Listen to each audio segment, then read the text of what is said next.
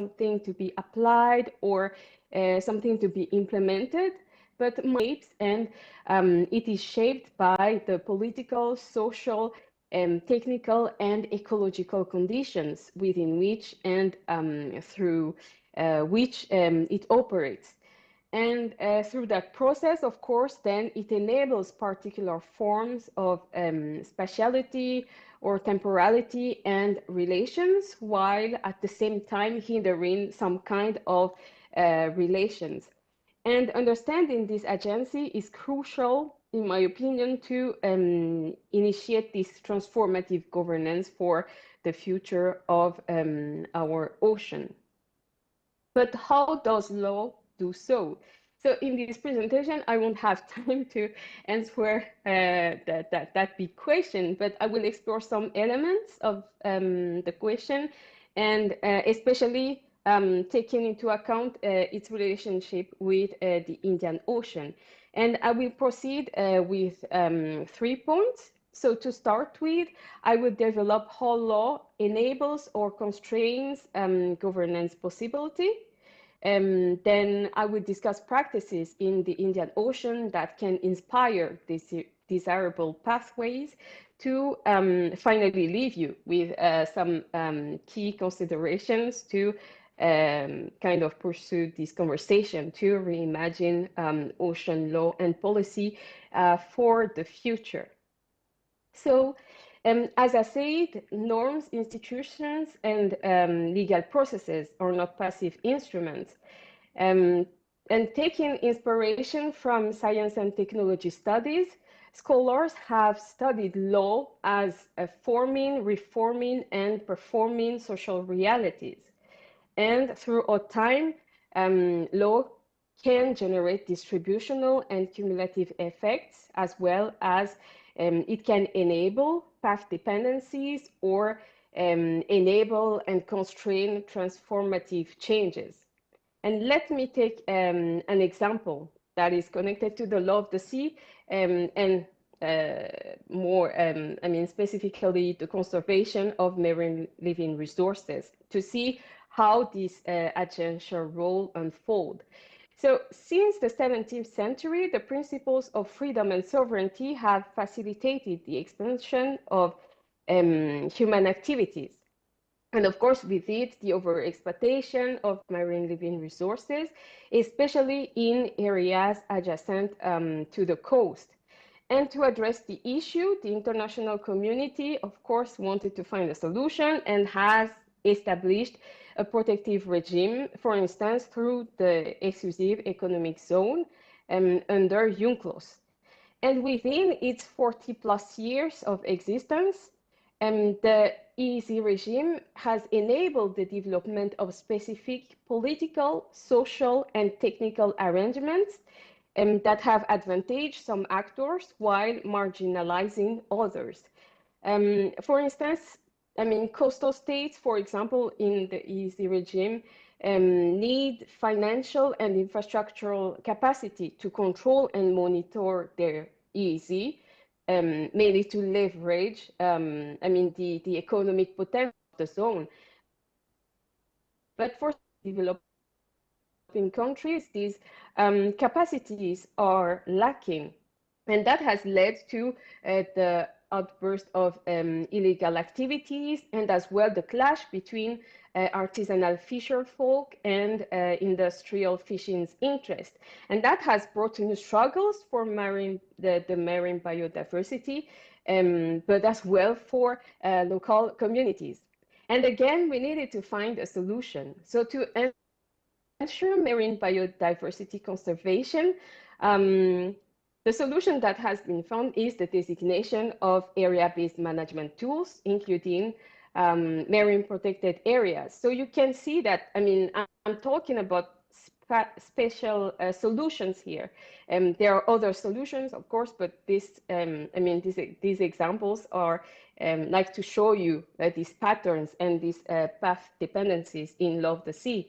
And of course, the legal foundation of the designation of marine protected areas is varied at the global, regional, national, or even at the local level.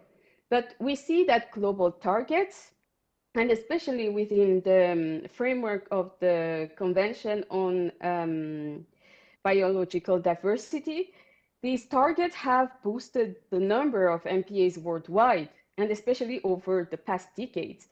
And since these MPAs operate in like diverse localized realities, their designation has resulted in unintended consequences and again putting more burden on artisanal fisher folk. And now comes like the relationship with the Indian Ocean, because this situation can be seen across the Indian Ocean rim. So just to give few examples, in some cases, MPAs have become like a political tool to support and achieve global environmental targets, but without adequate and effective implementation. And where those MPAs were designated, often local communities bear the burden of the adopted environmental policies.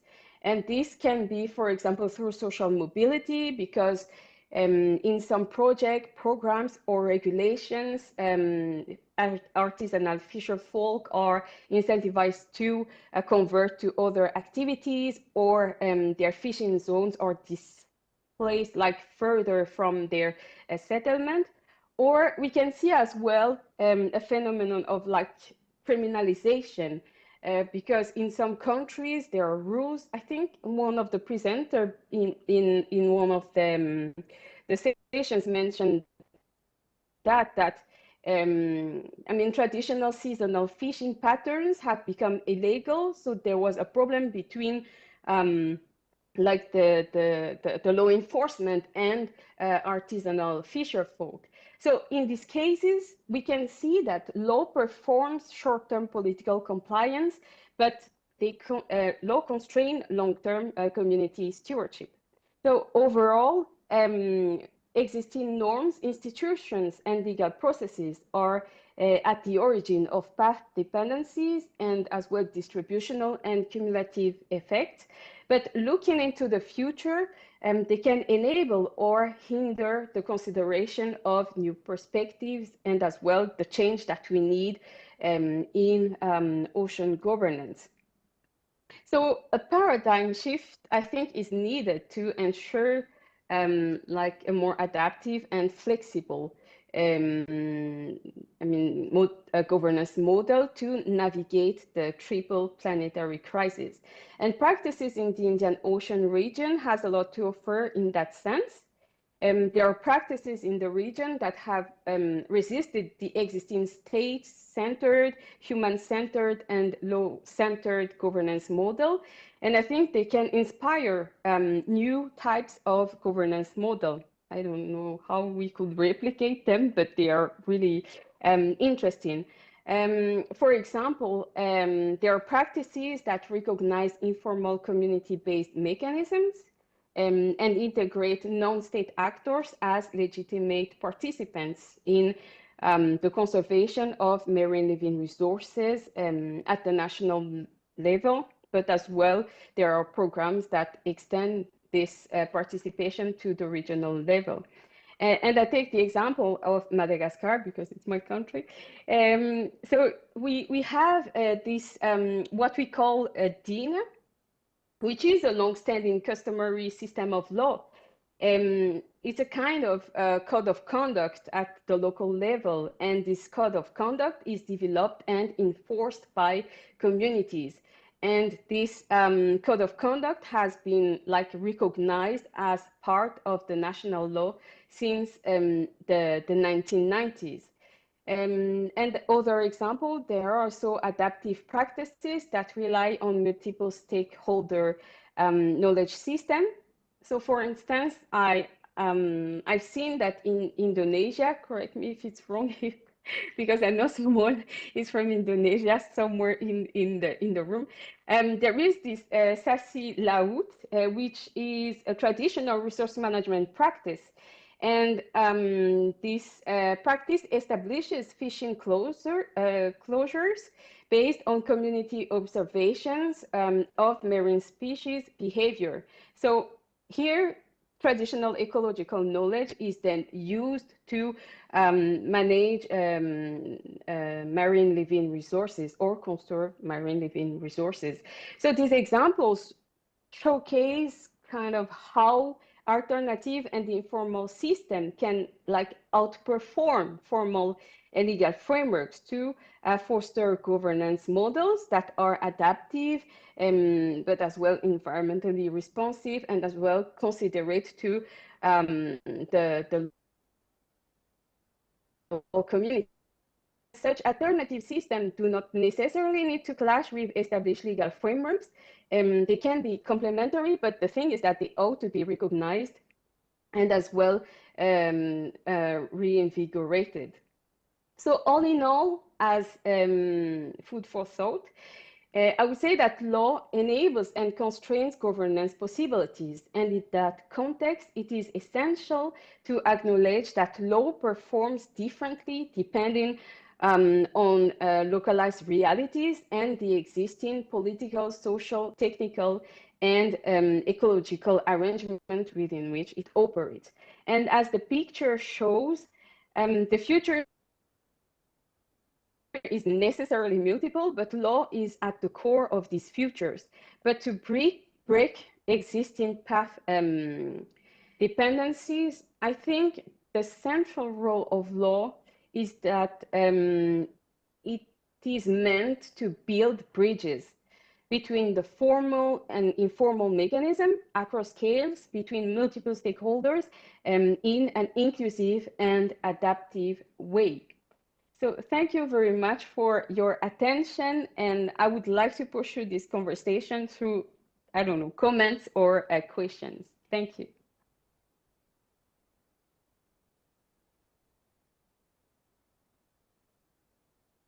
Thank you so much, Dr. Rafali. I think that was also a really wonderful analysis of the sort of the architecture of how law comes to shape presence and futures of the ocean. I think I love the graphic that you started with, because I think between the two of you, between the two papers we've had so far, we've been shown that the ocean is crowded with threats. It's also crowded with law. And I think what you both showed us is the importance of interdisciplinary research, socio-legal research, geographical work, I would say STS, science and technology studies, in showing us the complex relationships between the emergence of threats and the emergence of law and the influence that the two have on each other. Our next presentation also follows very nicely from this, because that is also about the importance of, again, a different kind of lens, a historical lens.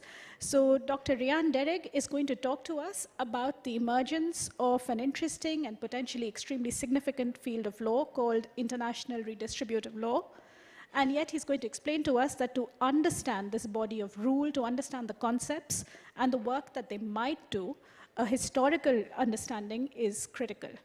Dr. Derrig is assistant professor at WMU, so he's a member of the home team, and I'm very happy to give you the floor. Rian. Thank you so much, Professor Ranganathan. Can I just confirm that everybody can hear me? And great, and I will share my slides.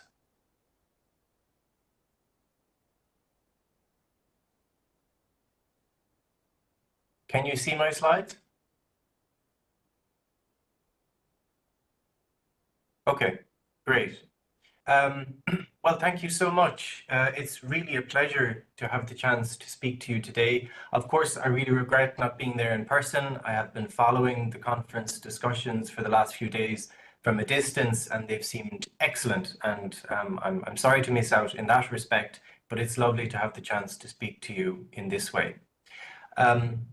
I'm going to present something which is a work in progress. It's an early stage book project that I'm undertaking in the context of a program we're delivering at the Sasakawa Global Ocean Institute. That's the Future Ocean program. And I'm going to present the ideas that constitute this project, explain what I suggest constitutes that body of law and why it's useful to identify it. And then I'll conclude by connecting those two themes about how we think about the future today and of international redistributive law to some practical reflections about what those themes might help us see in the context of practicing ocean governance within the United Nations system. So turning first to the question of how we think about the future. Future studies, future-oriented social science, futurology, these are all terms that are used to describe a field that was prominent and quite vibrant from about the 1950s to the late 1970s. It was a field that was vibrant in particular research centers around the world and also shaped strategic and policy thought in that period. And to generally characterize it, it was constituted by schools of thought that held quite distinct premises about what we could say and do with the future. But generally, it was developed by modernist social scientists. So by that, I mean scientists that were characterized by a belief in the possibility of using social scientific knowledge to intervene in social life, to engineer it, to shape it in a self-conscious way. And they developed different kinds of techniques with a view to doing that, whether they concerned prediction or sketching alternative futures. And there were quite prominent research projects associated with this. One example would be the World Order Models Project, which is relevant to the themes we're discussing today. Now, there have been a few recent works that have focused on this field. An important early one was Jenny Anderson's work, her book, The Future of the World, which kind of really shed a new light on this field. A more recent book is Jared Delanty's book on ideas about the future from 2024. And a general story these scholars tell is that this field declined from about the 1990s onwards. There are many reasons for that, but briefly, we could think that one clear reason is that it became politically unfashionable. After the 1990s, with the fall of communism, it perhaps to many people seemed less interesting to try to sketch alternative futures because politically they thought the future had arrived.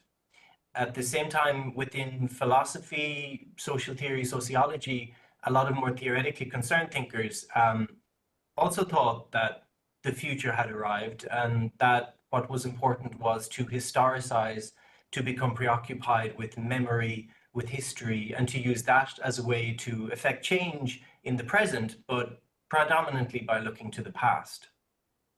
So then today, I think we can identify a kind of futurism all around us, both at scholarly and policy levels. In politics, both on the right and left, there is a kind of preoccupation with bringing about particular futures, but upon closer examination, that tends to manifest itself as a kind of nostalgia. So there's a widespread idea that to bring about a particular kind of future is to be concerned with picking through the past, looking at past projects and deciding what parts of them are useful today. And that's a particular kind of way of thinking about the future. Delanty frames the way we think about the future today quite well, I think, when he says that if in the 20th century the future was defined by the present, today the present is defined by the future. And I think by that he means that if in the mid-20th century it made sense to think about a future you wanted to achieve by reference to things you thought good in the present and to presume it was possible to intervene, especially with scientific knowledge, to create that desired future. Today, I think there's a widespread feeling, both in scholarship and popular culture and politics, that we're kind of captive to a future that we can't control, that our present is a function of a future that it's quite hard to say anything about, and it's certainly very hard to intervene to try to control it, and to intervene might even be dangerous. So in that sense, I think there's a widespread feeling that the future is out of focus, and we've lost touch with some of these ways we had of thinking about the future. I'll move then to the second theme I want to discuss. And there are two parts to this argument I'd like to make about international redistributive law. One is legal and doctrinal, and that's quite simple. I'll start with that. And then I think that prompts some historical arguments and observations that I'll use to bring us back to thinking about the future. So the legal argument is that there are a set of quite clear legal doctrinal concepts like capacity building, technology transfer, benefit sharing, and here I should mention Elisa Morguera's excellent book from 2024, which really shed a new and important light on benefit sharing, quite a new concept, technical assistance, and there are others. And these concepts are being substantiated by legal practice in two ways. First, they're becoming more widespread in treaty law. So in treaty text, these terms are found more frequently.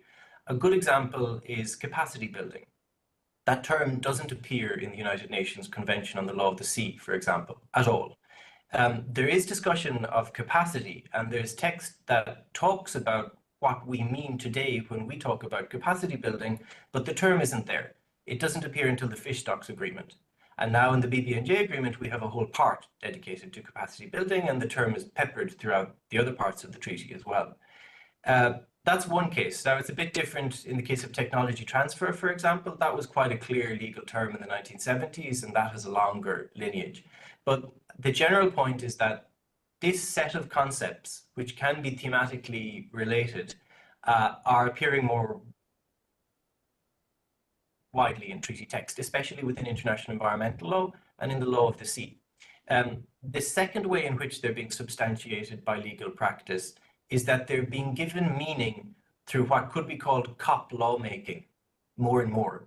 And that's happening to the extent, I believe, that you could say that they constitute a field of law.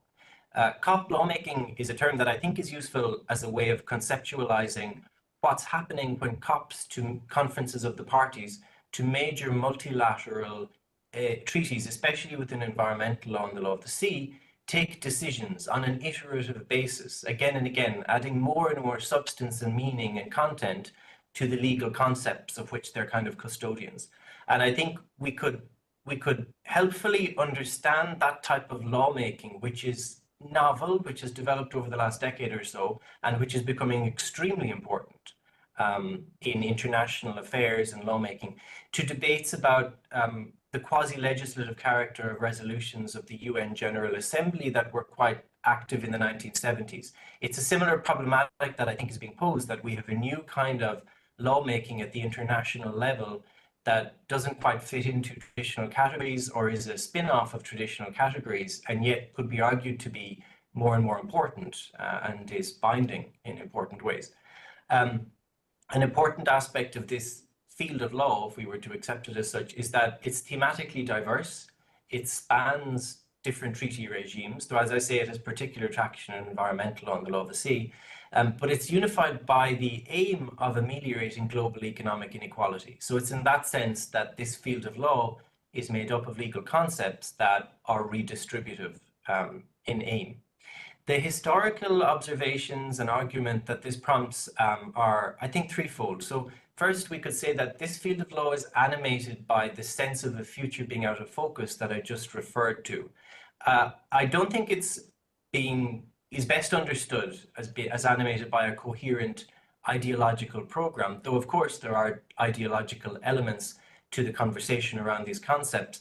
But I think it has developed in a more piecemeal way as a response to this sense of a future that is impending, that is urgent, that poses a set of existential crises, and that requires a planned response at the international level.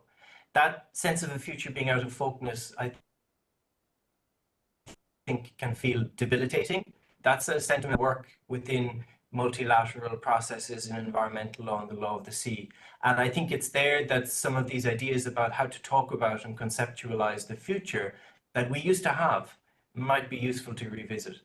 A second point that might be made about this is that we do have many histories of neoliberalism at a scholarly level, but we have none, almost none, of transnational social democracy, of ideas about world-level social planning to affect international redistribution that were quite prominent in the second half. The work of Gunnar Myrdal, the Swedish economist, would be a good example of a body of ideas like that. And finally, these concepts descend from programs that were advanced in large part by developing countries in the 1970s, in the 1960s, and today the new and novel uses to which they're being put is also being spearheaded by developing countries and by creative and ambitious negotiators and lawyers from those countries.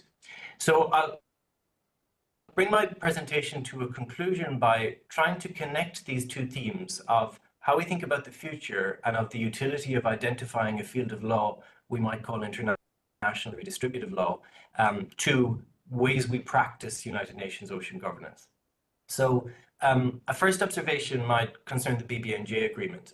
This is an agreement and a process within which these concepts are being discussed and given meaning as we speak. And that will continue once the agreement comes into force and in the acts of the Conference of the Parties and the subsidiary bodies. I think identifying these concepts as part of a transsectoral field of law can change what we would do with them. I think calling them redistributive acknowledges what I believe would have to be accepted is their aim, and that in turn should affect how they're interpreted and operationalized.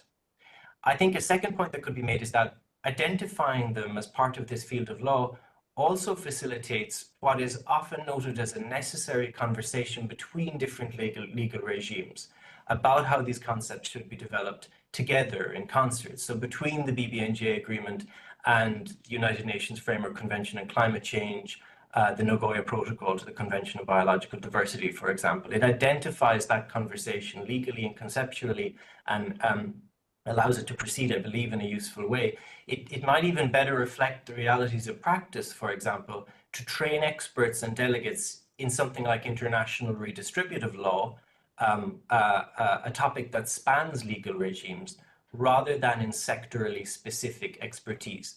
It might be the case that an expert negotiator or delegate involved in the BBNJ process and specializing in capacity building or technology transfer has more in common with the delegate involved in the climate change framework process, specialized in capacity building or tech transfer, than someone specialized in the BB&J process and focused on area-based management techniques, for example. Although, of course, there are important linkages, but that could be true in some cases. A final practical reflection that I think these themes might prompt could be drawn from a very interesting conversation we had at the outset of this conference, preceding it as part of a consultative roundtable focused on how best to operationalize a particular example of capacity building and sharing, and that's the BB&J Clinic program. Their theme that was mentioned by many participants was that often capacity building is outsourced and contracted. Often states contract experts employed by private companies to undertake particular tasks that might also be considered, might also be undertaken through capacity building programs. And we might reflect on that contemporary practice by thinking of Gunnar Myrdal's understanding of what he called institution building. Now, he didn't develop this term. It was widely used in the 1960s and 70s, and I would understand it as the precursor to what we call capacity building today. But his understanding of that was that resources from the international level should be directed by public authorities and deployed by public authorities, because in that way they facilitate the expansion of state capacities rather than of the private sector. So that is one example of a contemporary practice that we might look at in a particular light by understanding the lineage of these concepts and understanding that we're in an active process of negotiating their meaning today. I'll draw my presentation to a close now. It's really been lovely to have the opportunity to present these ideas to you. I'm very much looking forward to our conversation and to any thoughts and responses you might have. Thank you very much.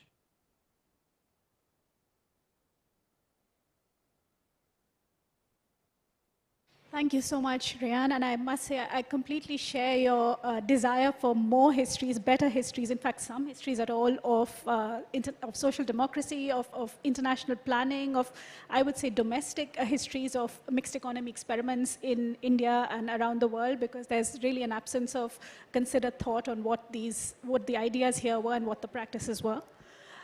Your talk also made me think about a lovely paper that Susan Marks had written a few years ago called The Magic of Naming. And she had written this about global administrative law, what happens when you take a bunch of emerging practices and give them a new name, what kinds of questions might that open up that are different from usual questions. And so I suppose international redistributive law is very generative in that respect as well. Now, I have a bunch of questions for our panelists, but before I begin to abuse chair's privilege, I'd like to ask the floor if there are any questions, and if so, please identify yourself and also who you're asking your question to. We have a question there.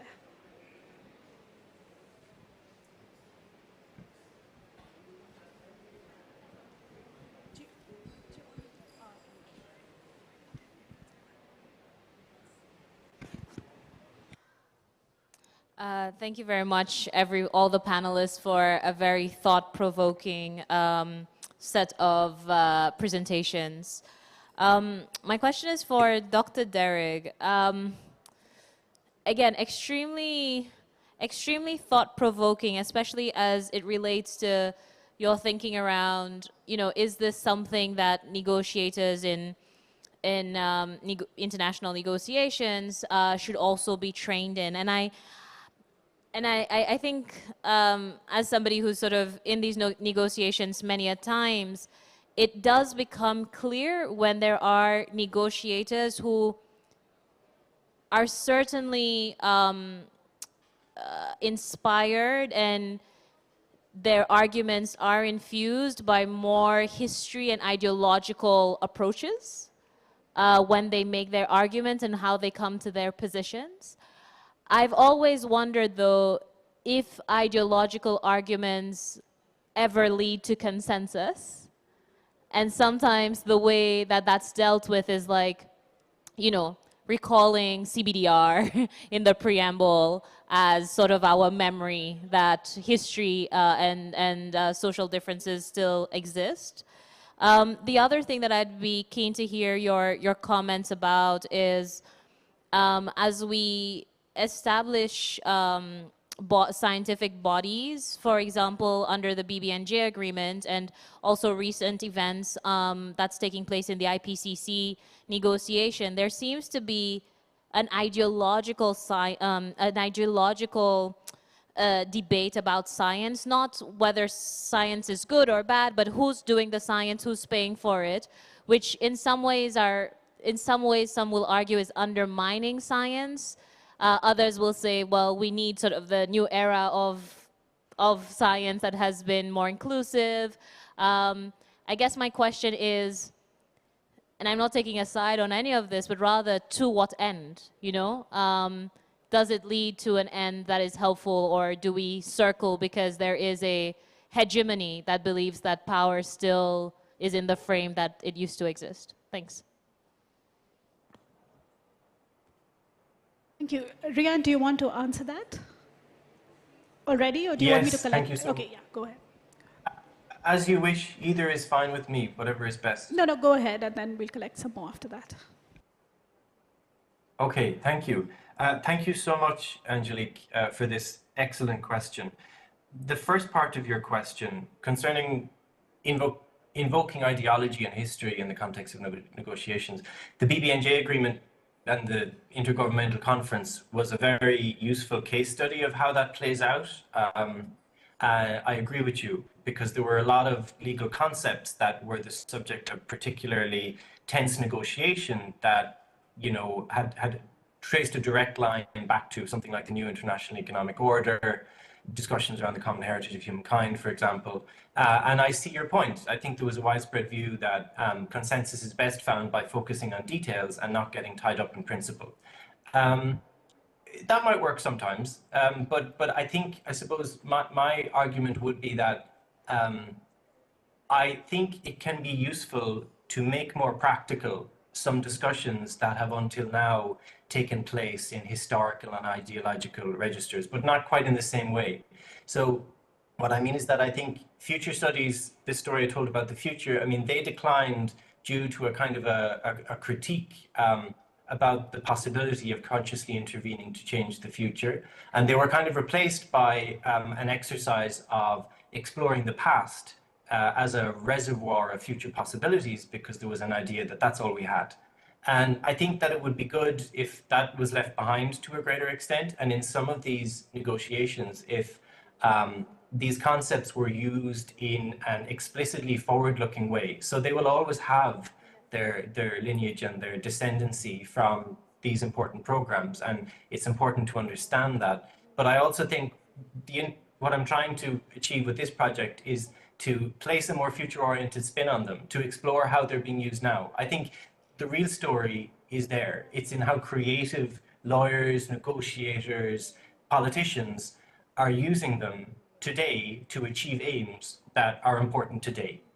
So I hope that answers your question, but I would think, in a sense, perhaps it's to agree that it would be useful to make the debate less historically preoccupied, while at the same time there are some things we need to understand better about where they came from, but to focus on creative ways they're being used today. And I think that's what naming them as a distinct field of law might do, because it sheds them in a new, it shows them in a new light, it shows their coherence, and it allows us to compare how they are being operationalized across regimes. And I would hope in a way that might have a diffusing function, even if there's also an ideological component to it, because calling them redistributive is to make an ideological assertion. I think it's empirically grounded, but it still has an ideological component. Just briefly, the second part of your question is a very challenging one about science. And I think it's true, I agree, that you can observe this already in the discussions around the subsidiary bodies of the BBNJ agreement. I think, you know, there's a lot of, it's an important point that science, you know, scientific knowledge is subject to certain unavoidable biases and has been used to perpetuate structures of power that are unjust, and that needs to be recognized. It's a difficult topic today, though, because at the same time, some things are facts, and there are political movements in the world that challenge kind of an empirically oriented way of making policy that is probably important to retain in some respects. So I think it's an unsatisfying answer that I offer, but you're right that it's a difficult conversation and that it's happening now, and they would be my reflections. Thanks so much. Thank you so much. And I actually wonder if, you know, the other two panelists would like to come in on this, because it was a very rich question, and I think links to both your papers as well, particularly the relationship between science, well, the question about science and what that means in relation to politics and power. I mean, not to put you on the spot, but if you had thoughts, they'd be great to have. Waninswa, do you want to go first? Yeah, I mean, regarding science, especially, I think that there is this big discussion, I mean, a growing scholarship in considering, as I said before, like the multiple stakeholder knowledge systems and how to put them together and how to avoid this, you know, having like, how do you say that? As you said, letting power enter into, I mean, the scientific realm. And I mean, it's not really easy as an expert to say how can it be, but I think, yeah, as Rian said, we need some creativity here. And as in the other station, we mentioned like creativity. I mean, is risky, of course, is risky. But if we don't take the risk, then, I mean, where are we going to? I mean, what transformation are we going to make? So yeah, I think those the practices that exist in using different knowledge system is, yeah, quite good and needs to be like encouraged, I would say. I don't know if that answered the question, but that was the idea that I was thinking when I was hearing Angélique. Thank you so much. And Anum, is there anything you'd like to add? Science, especially in my field of research, plays a pivotal role, but I was really intrigued by capacity building law, because to me so far capacity building has very practical connotations and also power relations, because capacity building and capability enhancement, especially in maritime domain, is actually happening in Eastern African littoral and island states. But it isn't happening in the right direction. It is mostly a donor-led model which is being followed.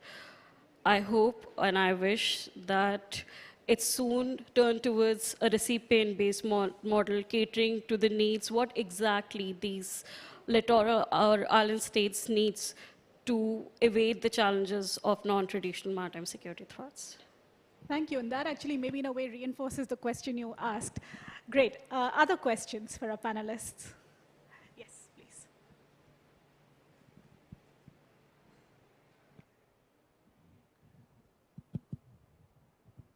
Sorry, this is for Ms. Anam. Um, the proposition that you put out, there was a reference to the fact you enlisted and inventorized the various forms of crimes that are prevalent in the East African waters, which is the Gulf of Aden. I just wanted to supplement that, all of this is the predicate offenses which eventually culminate in exponential money laundering and terrorist financing. It's all dovetailed to that very, very serious overall paradigm. Because I worked in this space, I was Secretary to the Government of India, I was Director General of Shipping, very closely associated with anti-piracy operations. I've seen it upfront and quarter that this is something which you need to dwell upon because, and also the point that you alluded to, there is the presence of Al-Shabaab and ISI, but also of the Al-Qaeda, because Al-Shabaab is a spin-off of Al-Qaeda at the end of the day. So I don't know how you would want to expand on this fact that eventually all of these crimes feed into a very vicious circle where it breeds money laundering and it comes back in terms of, arms trafficking and also the element of sanctions implementation. The UN Security Council sanctions, if you go back in time, the oldest sanction is incidentally Somali bread, 751 of the year 1992. Technically, Somalia became a failed state in 1991. So the earliest sanction is applicable there straight away. So just wanted to know whether you would like to integrate the element of UN SCRs, as we call them, and see the interplay between them, how effective they have been. The final point I wanted to leave with is, with due deference, I beg to differ. All of us wish to be eternal optimists, but I'm not so sanguine. The fact that, from 1991 up until now, we have seen the unfortunate state of affairs at play. The causative factors remain exactly the way they were in Somalia. And I'm not motivated or inspired. And I'm not a party pooper here. I just want to be absolutely a grounded realist. I don't see hope in hell, at least for the next 30, 40 years, anything happening at all. And everybody has given up on this. You had the federal government in Somalia being propped up by the Western powers. There was supposedly somebody, at the end of the day, I think it's still a grim reality. The federal government does not have control even of 1/3 of Mogadishu, let alone the other parts of Somalia. So that's where we are. It's status quo, and I think that's the way it's going to be. It's unfortunate, but that's what it is. Thank you. So that's, I think, for Anum directly, but if any of the others want to come in, just raise your hand. The other two panelists, just raise your hands while Anum is answering, and I'll come to you as well. I agree with you, sir. The first point is that Somalia, like you just said, it's not a heterogeneous state. There are two autonomous regions. There's Somaliland, there's Puntland, and actually one of the pirate dens, Eel, is within the premise of Puntland. So, of course, there's a jurisdiction issue.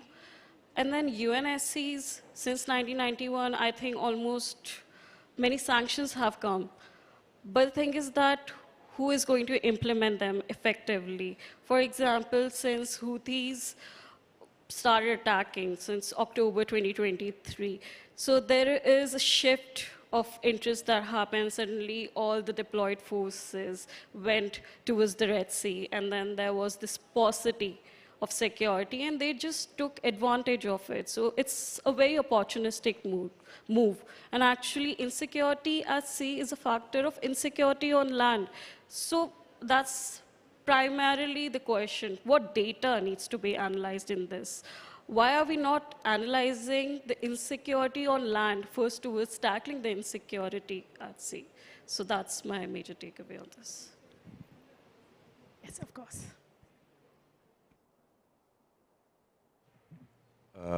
Thank you very much. I'm particularly grateful to you because I was actually born and brought up in that part of the world, although I don't live there anymore. So I'm happy that somebody is at least representing me and other things. Like my colleague here, I think I would like to supplement what you said. I agree with you entirely that the sort of problems you raised that are facing this part of the world, where exemplified during the fight against Somali piracy, when in terms of a lot of other things like lack of resources, these countries don't have any navy of any type. There were a lot of other things, the expertise, the finances. So I agree with what you said. And because of that, when events like what you mentioned come up, these international organized crimes, they find it's a very fertile area because they don't meet any resistance. Hence, Al-Shabaab in Somalia, Ansari, which you mentioned in the Mozambique Channel and South Africa. So I agree with you entirely, and I think whatever it is you are doing, I think you're on the right track. Perhaps I'd just like to mention one thing. In the list of countries that you included, I saw there Mayotte. Now, Mayotte is technically a French territory. It has reverted back to French territory. But on the other hand, is part of that part of the world. Perhaps you could have added La Réunion, which is French, okay? But it's part of that. Otherwise, I mean, I liked your paper, and I think I'll keep in touch with you to see how we can move this forward. Thank you. Is there something you'd like to add? Okay, in that case, are there more questions? Because I have a couple of questions that I'd like to ask, if nobody else, but if somebody has a question from the floor, then you get precedence. Okay, in that case, I have two questions. One, I think maybe mainly for Wanenswa, but everybody, the other two panelists are also welcome to come in on that. And then the other one is a more general question, and if people here may have their own views as well. So I think, Wanenswa, I think you did a wonderful job in making us think about the agential role of law, and making us think about both the tendencies that operate on law and the ways in which the law operates on various tendencies. And I'm curious, when it comes to the Indian Ocean, I suppose we can say there are at least two quite big trends at work at the moment. One is, of course, geopolitical. There are lots of rising geopolitical interest threats. There are lots of new formations. And those seem to indicate the direction of governance in one sort of, seem to indicate that governance is headed in one direction. And then a sort of almost countervailing tendency might be, if we look away from states and we look at things like community action and social movements, we see a sort of decolonization tendency, right? And that's where we get all this language around what is justice, equity, what do these things mean? I'm curious if you have thoughts on the impact, the ways in which these two tendencies relate to each other. Are they complementary? Do they cut against each other? And also what effect they might have on the future of ocean governance. And the more general question to all three panelists, and you've answered this in one way already, but you might have more thoughts. But also a general question to the floor is to pick up on something that you had asked about the relationship between, should we think in the registers of pessimism or optimism, what is more useful? Because actually, when it comes to thinking about law and governance, both pessimism and optimism are methodological traditions, right? So you can, of course, have purely analytical approaches, but when we think of most schools of thought, most theories, they have some degree of prognostication built in, and it's usually either in a pessimistic direction or an optimistic direction. So just to be very provocative, one might say, for example, Marxism is an optimistic sort of school of thought because it sees a sort of future heading towards communism, whereas quite a lot of post-colonial studies, and that's where we get Afro-pessimism and so on, are pessimistic schools of thought, and they're pessimistic in the sense of being pessimistic methodologically because they think that thinking through a pessimistic lens is important when it comes to thinking about, emancipatory futures. And so I'm just curious, given that we've talked about futurology and the STS and various multidisciplinary endeavors, whether any of you have thoughts about the importance of pessimism or optimism as methodological traditions. Yeah, thank you, Professor. Yes, thank you, Professor, for your thoughts and the question. I think, of course, in the Indian Ocean, the region in itself is quite complicated because it's huge. And there is a diversity of situation, as you mentioned. Geopolitical threats are not the same on the Eastern Rim and on the Western Rim. But the thing is that those community actions that you mentioned, they can be seen across the Western and Eastern rims. And I think that's something that is quite overlooked, like something that I say that is one thing in the Indian Ocean. And I would say, I hope one day, so now we are going to talk about hope. I hope one day they can be complementary, because as you've seen, I mean, decision at the global level, they decide for our everyday life and for the everyday life of those communities. And at the same time, those communities have the solution kind of in solving global problems. So, I mean, I don't have the definite answer yet, but I mean, I hope my research and our research in the team will lead to, how you say that, find the complementarity and how to build complementarity between these two, like I can say, if I can say word. And as I said, law might be a way to do it, but at the same time, when you talk about international law, you think like just states, even though there are parts of international law that considers the human and I mean the environment, but mainly it's state-based, as I said. So yeah, my hope is that it will lead more to complementarity than a clash between these two words. And regarding what you mentioned about pessimism and optimism as a school of thoughts, I mean, that reminds me one thing when I defended my PhD, and one of the member of the jury said, "You have quite utopic idea." So I don't know where you're going with that. And I was quite shocked, but at the same time, it made me think what I really want. And I mean, as a scholar, of course, you cannot change the word in one day or in one paper or in one book. But I think the most important thing is like to make people think. And when you make people think, then they begin to, okay, they won't change maybe their mind, but they will begin to think and reflect on things that they have never thought.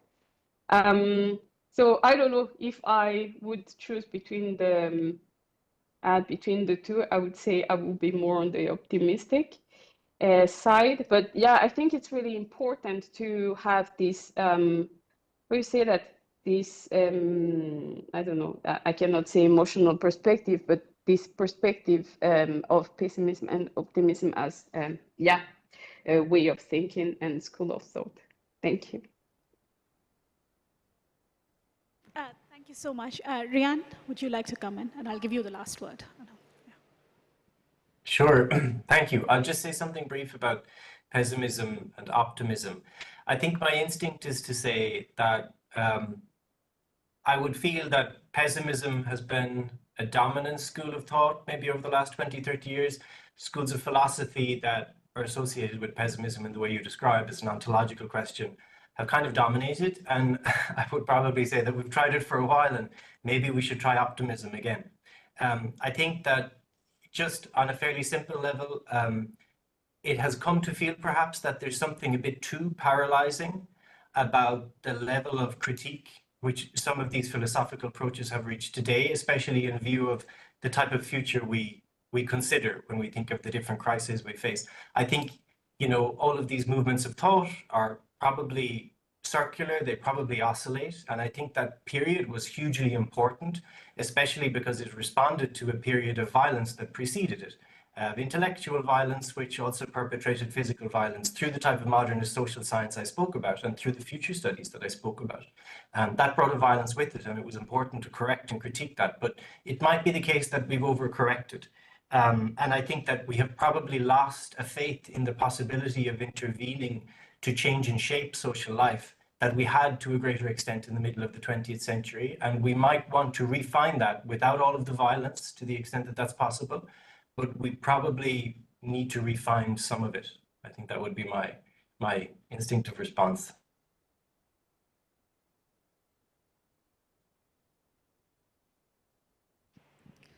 I think optimism is always a better side to take. Even though what Mr. Shetty said is indeed correct, the Somali waters have been so murky that it is difficult to be hopeful for that region especially. But so if you see the timeline and focus on the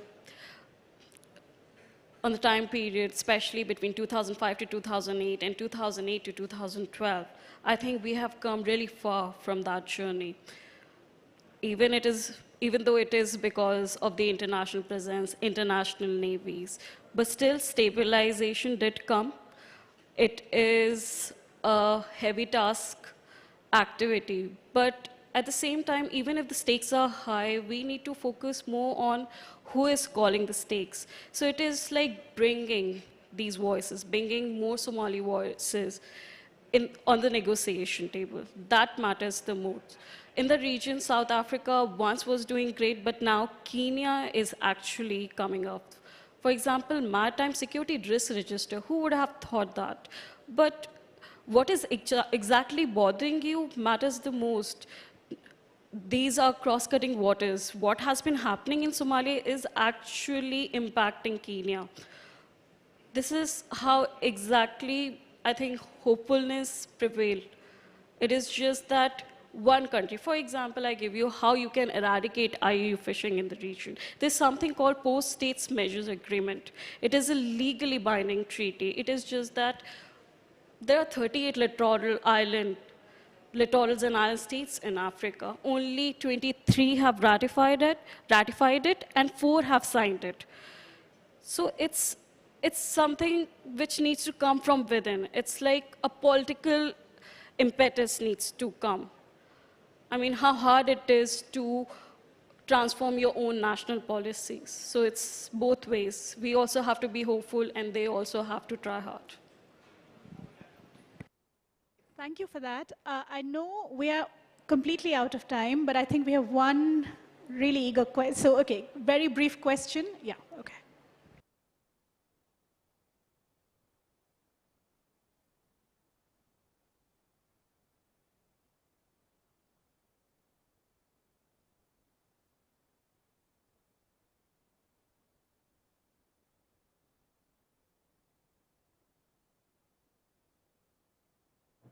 Hi, thank you so much, moderator.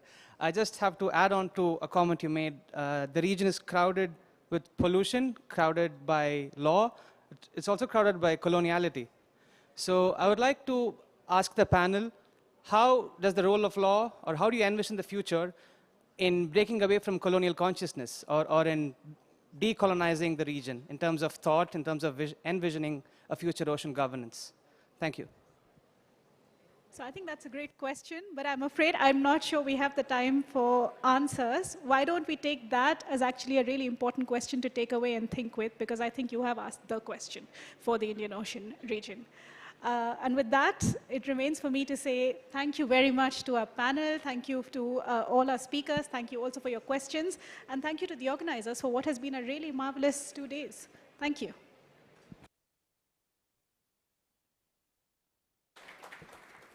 Thank you, ma'am. We would like to invite Aspasia Pastra, Assistant Professor, World Maritime Universities, Sasakawa, Global Ocean Institute, to felicitate our dignitaries.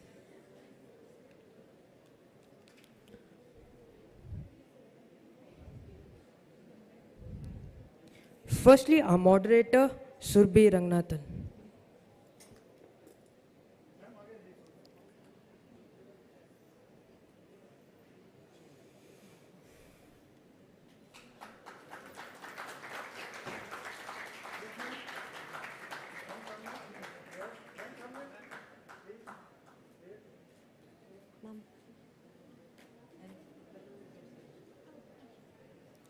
and to Anum Khan.